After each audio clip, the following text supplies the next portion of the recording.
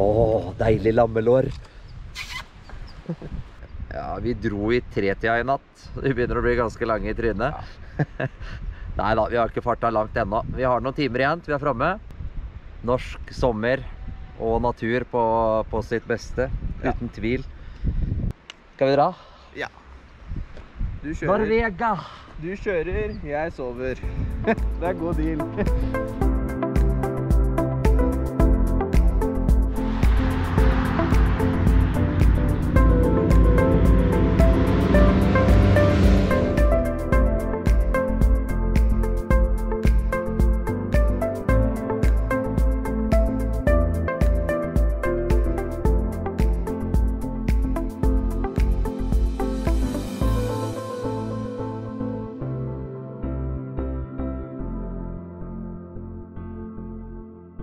Ja, Vegard. Ja. Der da. Yes, endelig. Flott utsikt. Ja, fy. Vi har akkurat kommet fram hit til Eresfjord. Eira renner jo ut her inne. Og vi, ja, som dere kan se, utstyret er jo rigget. Og det er jo ikke fordi vi er klare for å fiske her, men vi kommer rett fra en annen elv. Planen vår nå, det er jo enkelt og greit, det, Vegard.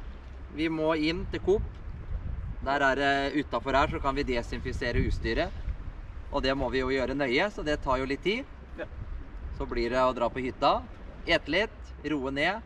Og så har vi lagt en plan for natta. Ja. Ja.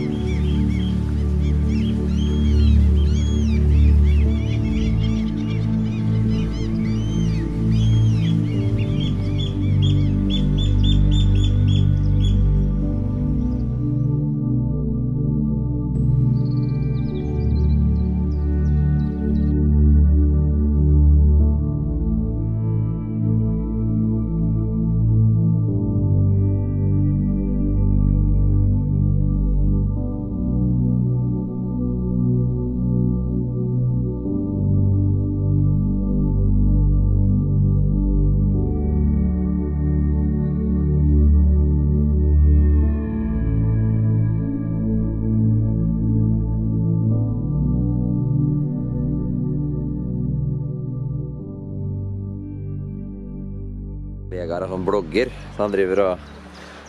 Ikke se! Jeg skal på fjelltopp. Det skal bli nakenbilder på toppen. Nakenbilder? Ja. Akkurat der oppe så tåler verden det.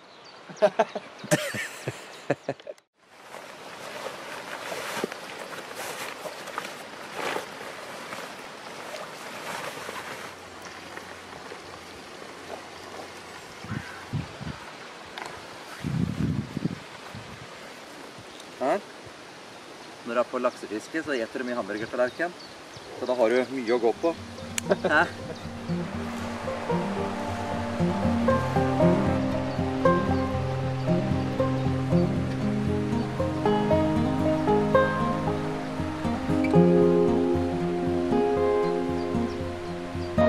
Steinene. Særlig oppover her. Bare akkurat det der før der. Ja, det kan du.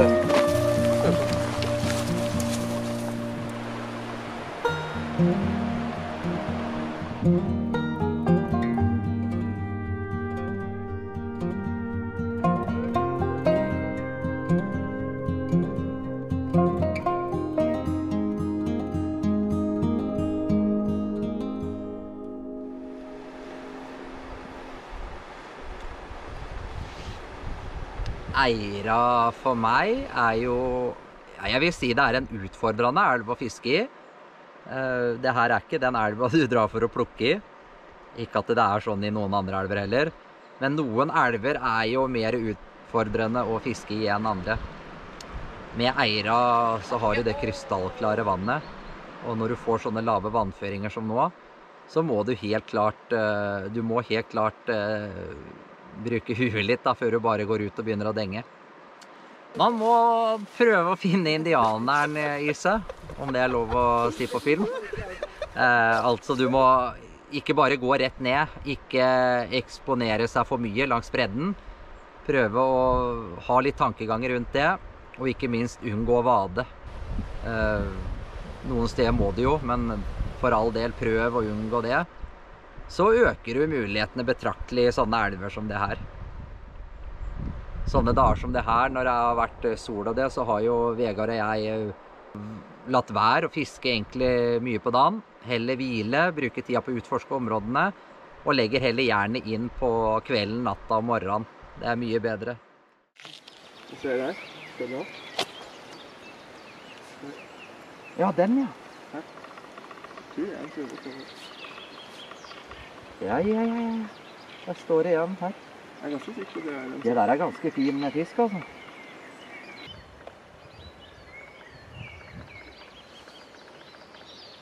Og nå kommer en like fin en.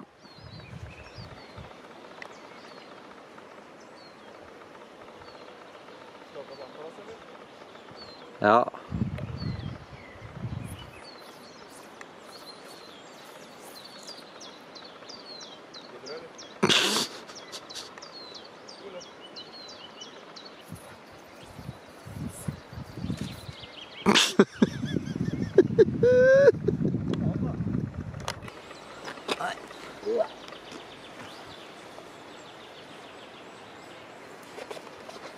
Jeg går rett ned i elva.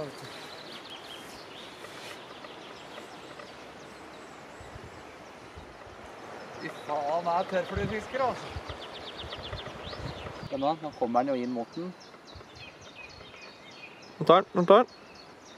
Den kommer og tar. Nei, den vil ikke ha den. Bare prøv igjen. Nå kommer den. Nå tar den. Der tok den! Den tok! Nå er det store spørsmålet, hvordan får vi den opp?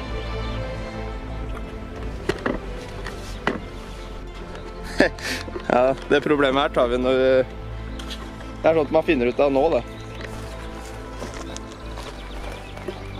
Her er det alt for dypt i elva. Her nede går det faktisk. Å, det var fin fisk, ja, Ole. Oppe i vannet med sko og alt. Skikkelig fin fisk. Oi, der er det for dypt. Oi, jævlig, jeg detter uti. Jeg detter på meg ut. Jeg detter på meg ut i elva. Det går. Stå på den stokken der, da. Hæ? Stå på den stokken. Å, fy faen, jeg holdt på dette uti. Det er den fisken.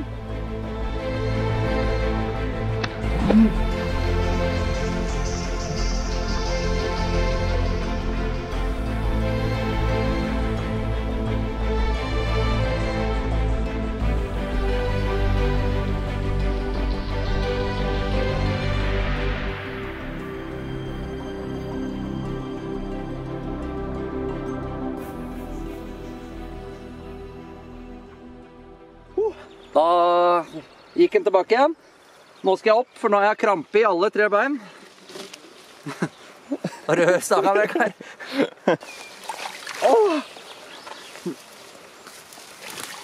Bare det å komme seg opp igjen, da.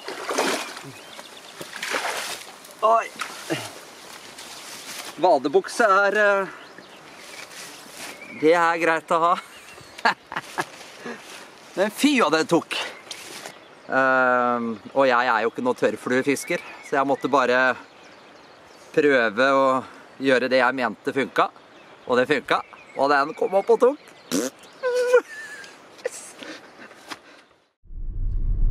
Da er vi ved vertshuset i Eikesdal. Skal vi inn og se om det er noe food.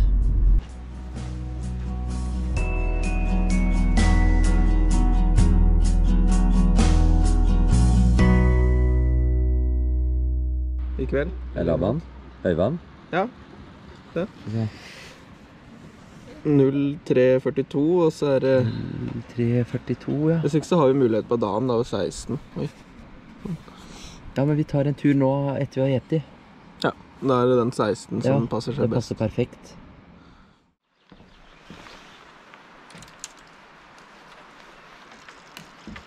Oi, Nå skal vi ned i Osen og fiske der. Det er 2,5 timer til fjæra. Skal vi fiske der til en time etter fjæra. Så har rigga da for å gå i den øvre delen av Osen. Skal vi se om det er noe laks. Og så har vi rigga gjennomstenge for å gå litt lenger ned bakpå etter ørreten. Så det kan være veldig, veldig effektivt. Så nå skal vi bare vente på Vegard. Han er nede og spotter ned i elva her bare. Sånn. Og så tar vi det egentlig derfra. Og det meldte jo egentlig regn. Det har ennå ikke kommet. Oi, der kommer Vegard. Det er ikke så lett å se de. Nei da, det er utrolig selv om vannet er klart. Ja, det er helt rått. Må feste resten her. Ja, den her er mest tricky, den her, vet du. Ja. Den over der riper opp lakken din da. Ja. Ja, nå har vi en plan. Sånn, vet du.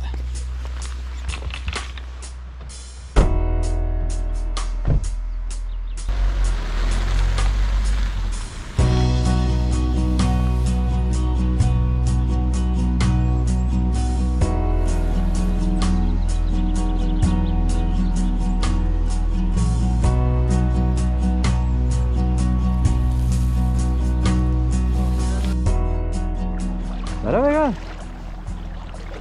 Aure. Tok helt inn til land. Ja, du passer på den der mørke kanten ute. Ja. Åh, det er flott fisk. Ja.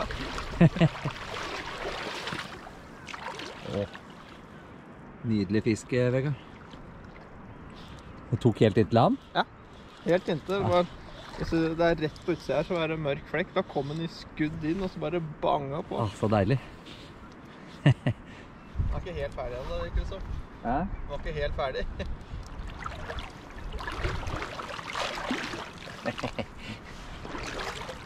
Her kommer den.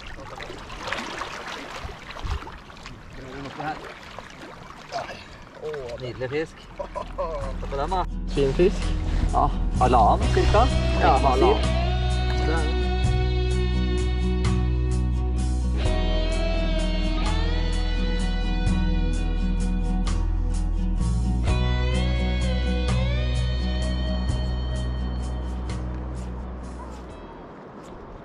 Oi, så det tok i overflata.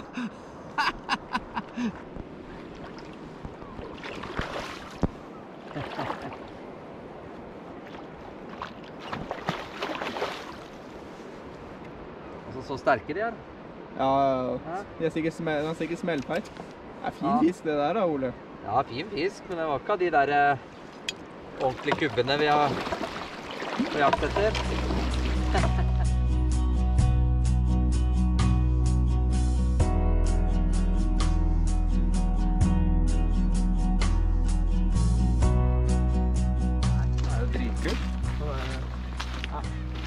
Vi har fisket da hovedsakelig natta.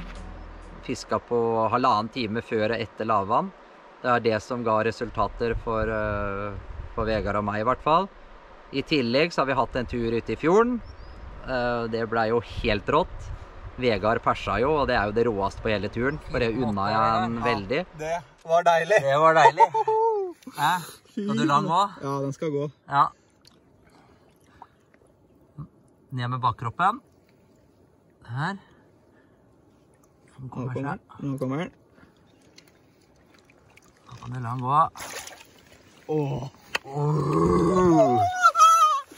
Yes! Nydelig! Ja! Fy faen, grattis da. Takk. Damn. Tenk å få oppleve det her. Jeg fikk en støing, en ørret på hele 93 centimeter. Og det... Ja, bare tanken på at det lever sånne monstre ute her, og som forhåpentligvis skal på elva her, det er rått. Nei, så det ble sånn hoppe. Oi, fytti helvete! Der må jeg hjem og bytte vadere. Det der, tror jeg. Hæ? Ikke helt innpå der. Ja, det kan ha vært en lyr, og så de oppfører seg på den måten. Var det lyr? Ja, de kan gjøre det når du har helt inntil tanga. Ja, det kan jo hende. Det var for jævla fint da. Ja. Fin fisk. Vi får se etterpå. Litt typisk lyren å komme unna fra. Så... Oi, jeg tok en. Oi. Men det er nok en lyr, for den går nedover. Fy flade! Det er lyr. Det er ikke tvil om. Så der kommer den. Det er lyr. Se på de greiene her.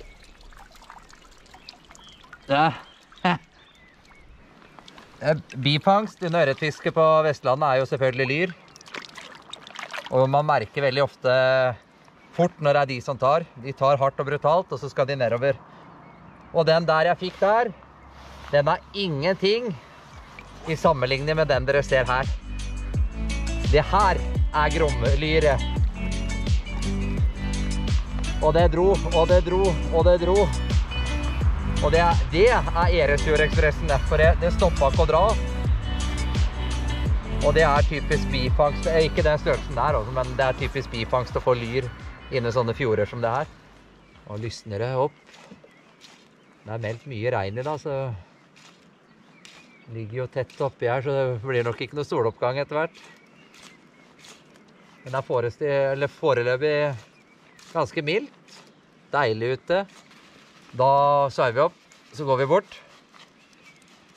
Oi, der tok jeg. Oi, dæven! Er det fin fisk? Jeg tok på innsveiven. Det er i hvert fall en ørret som er ganske fin.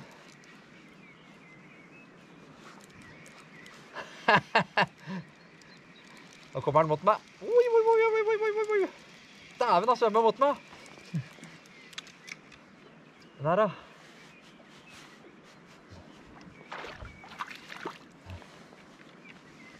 Men de er sterke. Kom da. Å, det er fin fisk, vet du. Ja, du er fin. Oi. En da. Det er fin fisk. Ja. La den gå.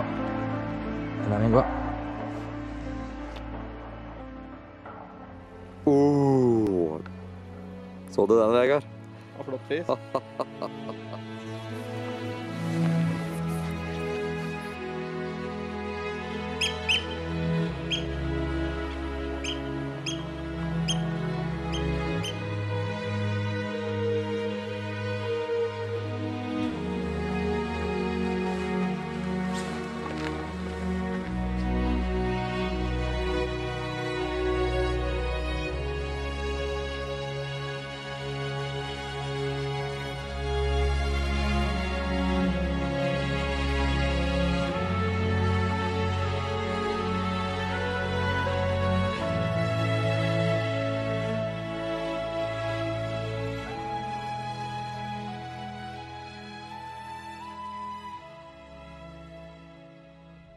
Nå må jeg vise dere noe som ikke er gøy i det hele tatt, men som er viktig å få fram, for det er et veldig, veldig stort problem.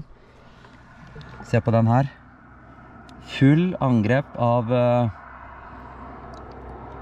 lus. Da ble ikke det drittværet de meldte.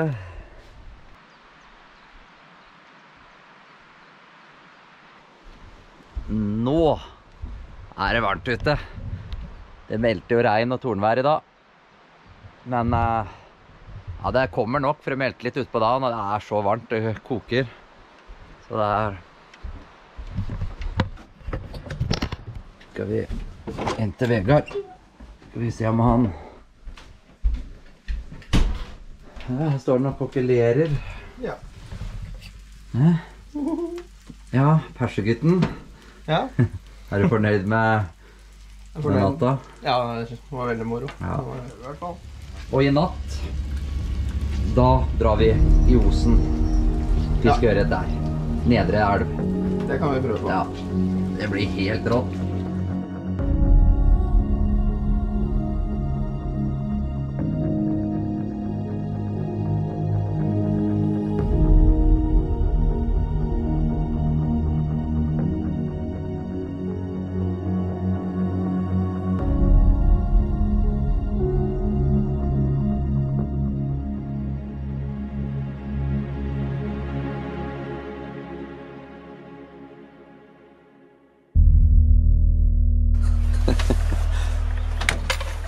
Er du klar, gubben?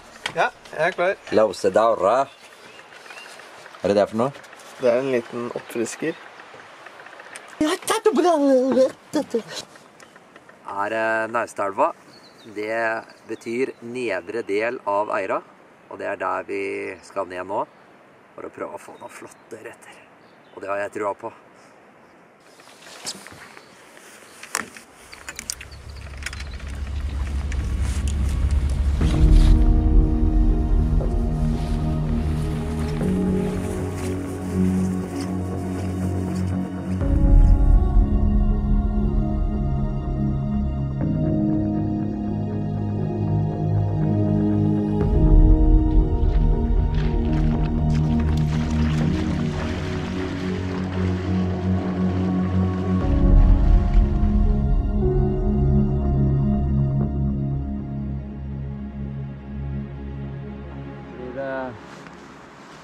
Ordentlig ørretfiske. Ja. Det er linekurv og... Åh!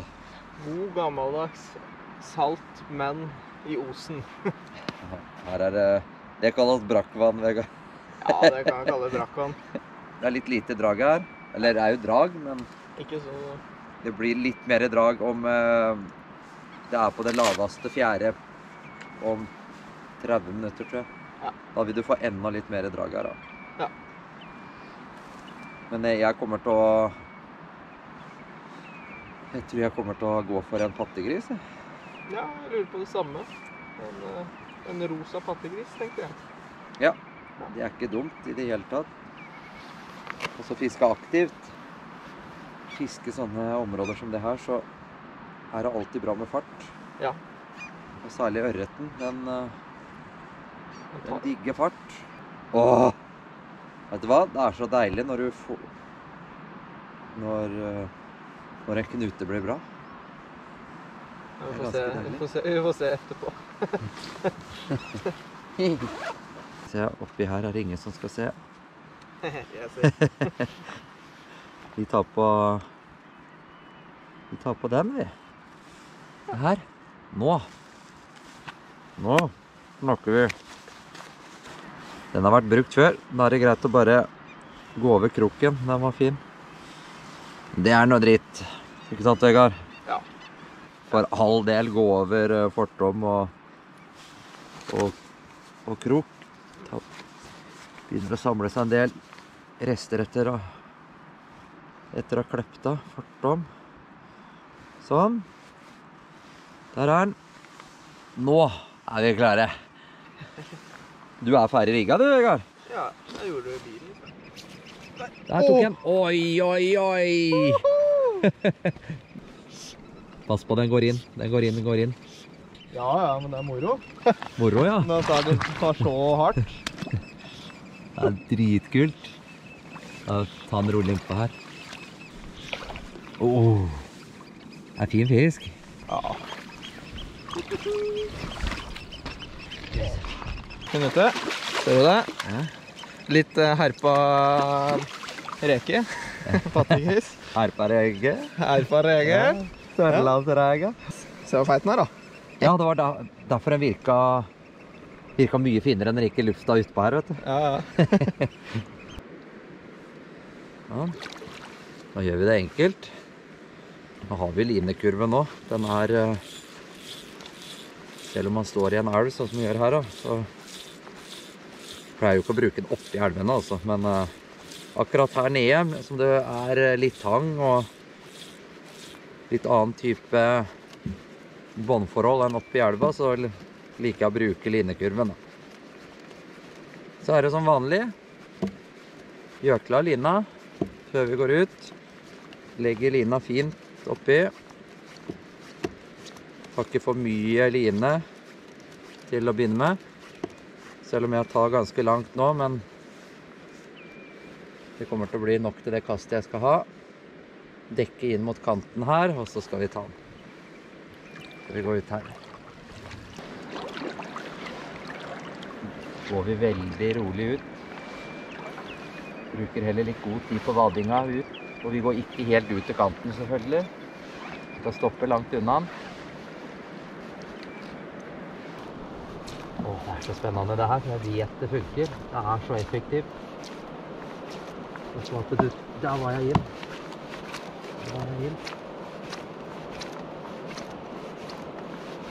Det så effektivt.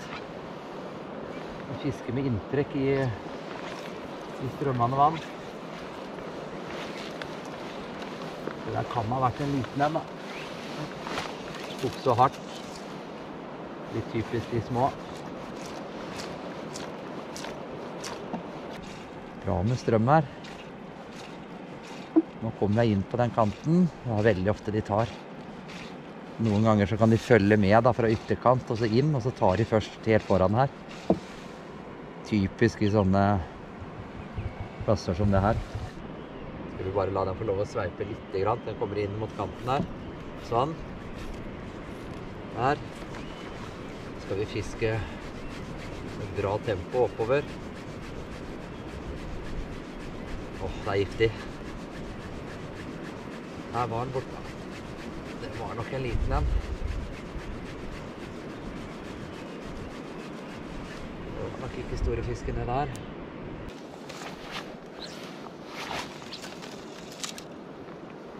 Det her utløpet av elva, så der kommer Vegard. Det blitt noe? Ja, jeg fikk en pen en litt lenger opp i elva. Ja, gjorde du? Ja. Ørret? Ja. Gjorde du? Ja. Oppi svingen, eller? Ja, jeg måtte bare ta det med telefon, ja. Så kult. Ja. Så. Ja, TikTok. Du får gå ut av den, da. Der. Ja, det var feit. Jeg vet Ja. ikke.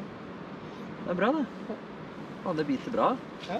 Både litt lenger opp her og nedre del her. Og... Ja. Det har vært et par fine. Men det var en veldig, veldig stor en rett overfor her.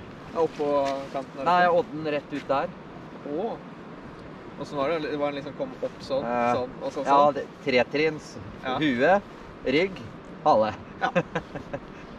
Nei, det var grov fisk. Ja. Det var det. Ja, Ole har akkurat fått på en stor en.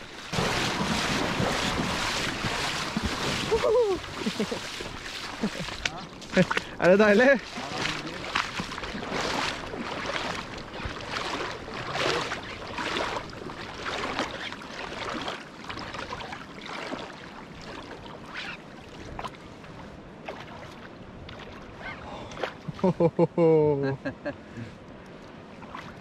Moro?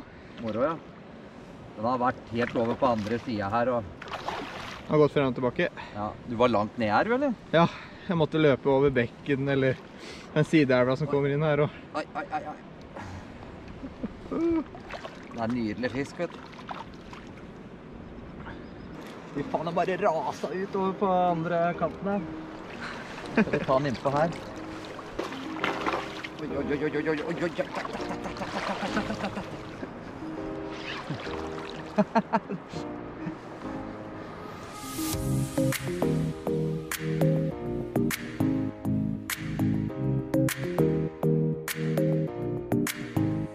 skal vi la den gå.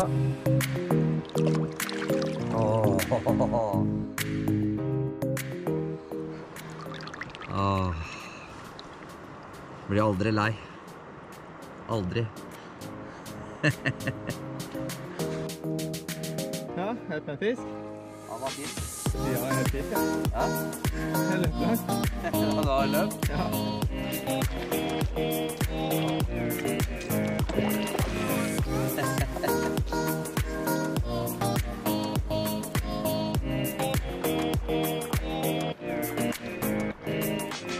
Flott fisk. Der. Hæ? Det så kult det greiene her. Oi.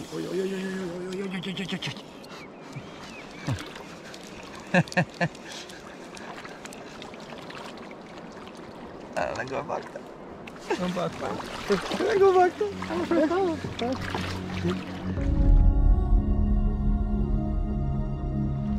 Hva fisken der, dere? Her.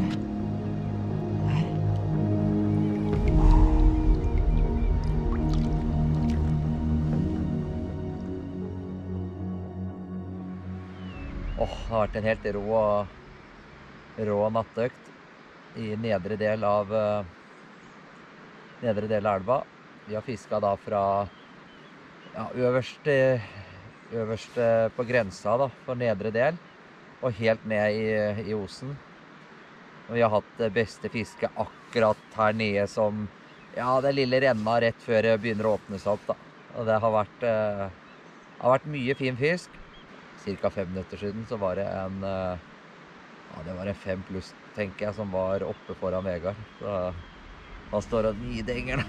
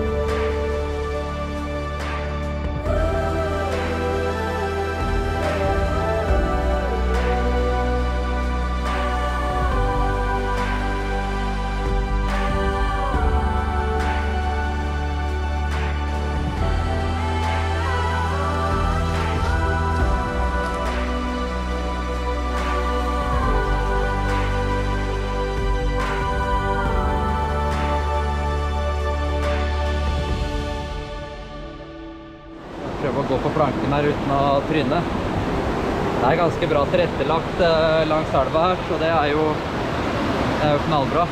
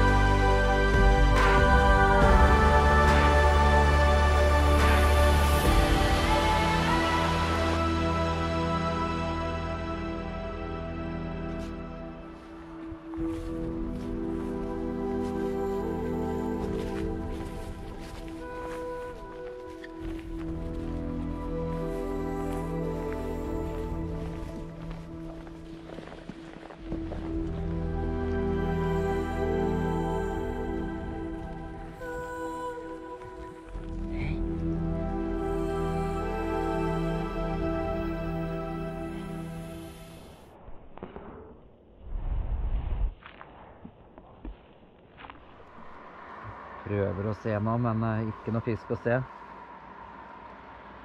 Nå går jo sola ned helt fra toppen her snart også. Nei, jeg har jo hatt mine muligheter her nede, jeg. Jeg dro jo av en ordentlig fin en som var oppe og prøvde å ta i går. Og hadde en annen litt mindre en. Men den ene var, ja, vi spottet han, og jeg sto og fisket på han ganske lenge, og så kom han opp og tok. Men det der har jo hendt mange ganger før. Den kroka ikke.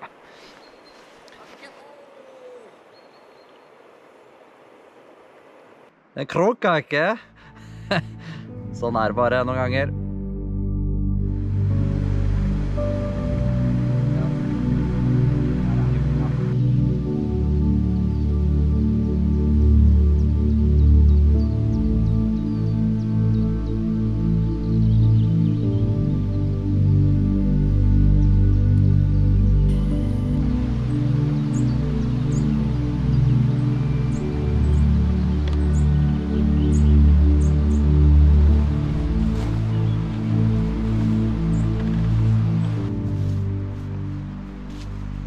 Nedover i elva her nå. Nå er det folk oppover. Men sakte men sikkert nå så går sola bort, så jeg har jo ventet nå så lenge som mulig for å få sola vekk fra elva. For elva er jo veldig liten, den er krystallklar. Og når det er sånn vær som det er i dag, da er det bare å drøye helt til sola går bort og kvelden kommer. Så nei, vi må nedover elva og prøve litt.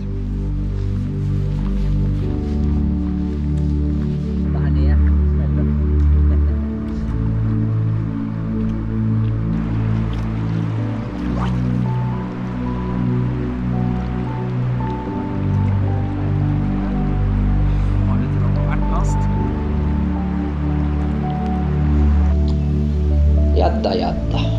Man har alltid trua på hvert kast. Men det ble ikke noe mer fisk på Vegard og meg på denne turen. Alt har sin tid, og nå hadde tiden kommet for å ta farvel med Eira og Eresfjord.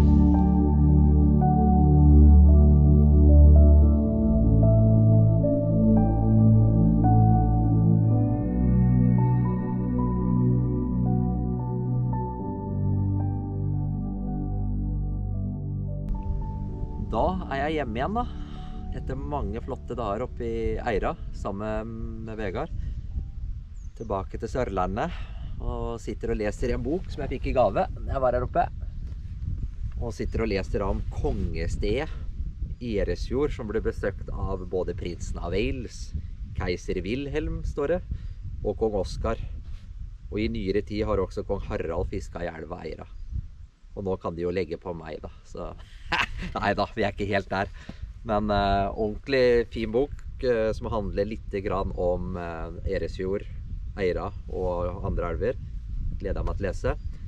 Men, ja, hva skal man si? Det har vært noen ordentlig flotte dager oppe i Eresfjord-områdene, hvor Vegard og jeg har hatt, ja, vi fikk jo laks, men det var jo ikke helt det store når vi var her. Men vi fikk et heftig ørretfiske, både i elva og ute i fjorden. Og det kan vi jo ikke klage på. Det er to ting jeg har veldig lyst til å trekke fram og skryte litt av. Den ene tingen, det er oppsynet som jeg møtte nede i elva den ene dagen.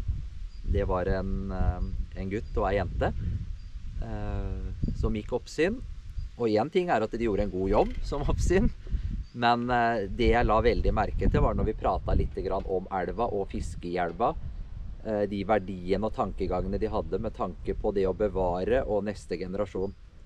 Og det traff jo meg veldig bra, så det er veldig, veldig tommel opp for meg å høre det at det er sånne representanter som går i elva. Det er veldig bra. Den andre tingen er jo tilretteleggingen langs elva. Både med merking av info og det å komme seg og gå langs elva er veldig bra. I tillegg til at de har så fokus på at det er en elv som alle skal ha muligheten til å fiske i. Jeg vil jo påpeke nok en gang at Eira for meg er jo en elv som kan være krevende å fiske i, men det er også en veldig artig elv. Det er som alle andre elver og plasser du besøker, at du må tilpasse deg litt etter forholdene. Og gjør du det, og det er fisk selvfølgelig på elva, da har du gode muligheter. Eresfjord sånn totalt da, med tanke på mulighetene du har, så har du jo da Eira, laks og ørretfiske der. Så har du da ørretfiske og annen type fisk ute i fjorden, som kan være artig. Du har Eikesdalsvatnet, ikke sant, som vi brukte litt tid på. Vi fikk noen ørreter som vi tok med til middag. Du har muligheter til å ta gåturer i fjellet, ikke minst fjelltoppene rundt i områdene.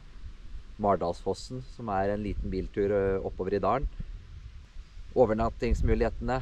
Vi sov jo på Vadstenhytta. En hytte som jeg virkelig anbefaler. Mye på grunn av den roa du får når du sitter ved hytta utenfor.